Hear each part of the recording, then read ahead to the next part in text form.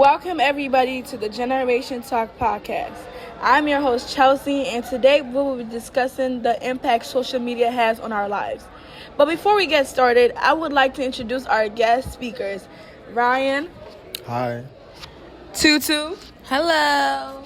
and Nyla. Hi. Welcome, guys. How's your day going? My day is going great. I'm so happy to be here right now, and I can't wait for the topic and what we're going to talk about today. So yeah. I'm doing great. How are you? I'm good. I'm doing okay. How are you? I am great today. Okay, so we're just going to jump right into it because I know everyone has an opinion of this question. So, first off, I just want to know your opinion. Do you think social media has a negative or a positive impact on our lives?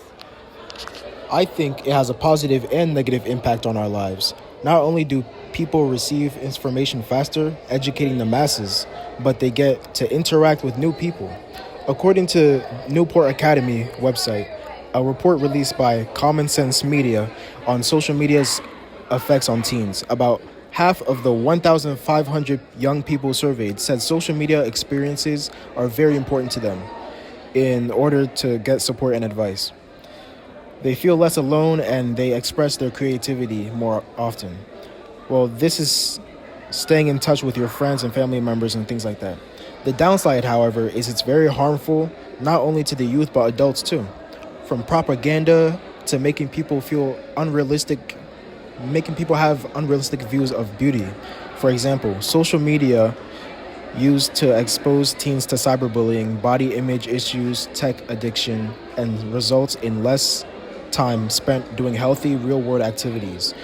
Moreover, the addictive qualities of social media can prime the brain for addiction to substances. Not just that, but the development of cancel culture on platforms like Twitter make people seem like monsters most of the time for very old and stupid mistakes in the past. So I agree with Ryan. I think social media has a negative effect on people because the majority of the time people post things that will benefit them or that's an accomplishment to them. Most time they don't post a bad thing that goes on in their life, whether it's having a job, looking awful, or a poor environment. So most times people that are watching often feel insecure because they start to compare themselves to these people that are posting all these accomplishments and good things that happen in their life. And because it don't look like and then people that are watching starts to compare to some and starts to feel insecure about their life because it don't look like the people who are posting these things, which leads to depression, anxiety, and other stuff. Like even in the article, Social Media and Mental Health, it states, social media may promote negative experience such as inadequacy about your life or appearance. Even if you know that images you're viewing on social media are manipulated, they can still make you feel insecure about how you look or what's going on in your life. This shows how social media can hold so much weight and impact our lives negatively without even knowing it. I think social media has a negative effect. According to the source I found and went over, Child Mind Institute, it is shown that depression and social media can be linked together. Facebook and other platforms were shown to 13 to 66% of those who spend more time on social media than those who spend less time on social media. Another example from the source I provided, a 2017 study, over 500,000 8th through 12th graders found the number exhibiting high levels of depressive symptoms. This shows how social media is actually a negative effect because it's causing depression. Social media is not real, and some people put up a fake and a front on social media because they're escaping their actual life and their actual reality. Social media has a negative impact because social media is a competition to some people.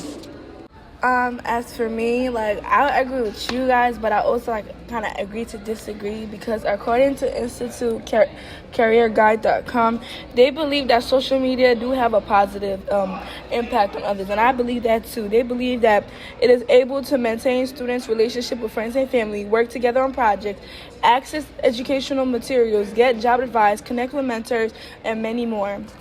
Okay, I have another question for you guys I'm very curious about. Have you guys ever been bullied or online harassed? And if so, how did you handle it? Yes, I have gotten cyberbullied before, and it was really rough, but I just blocked them and continued on with my life. As for me personally, I do actually have a bad experience with social media.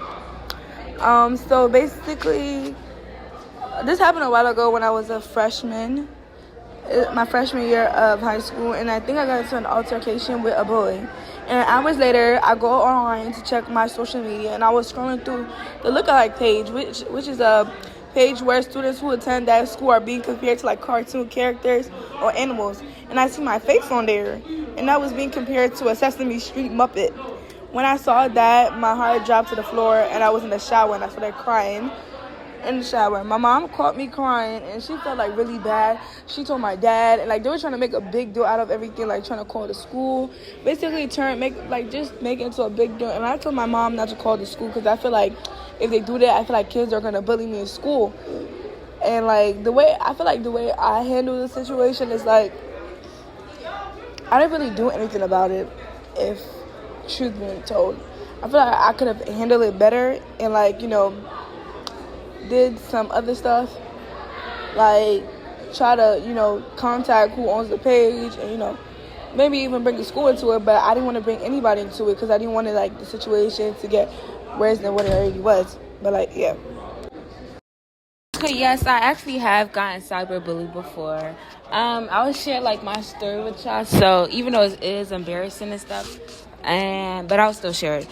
So basically, I went to prom with this one guy, and it was just it was my sophomore year, and he was a junior, so he went to junior prom, and I went to his junior prom.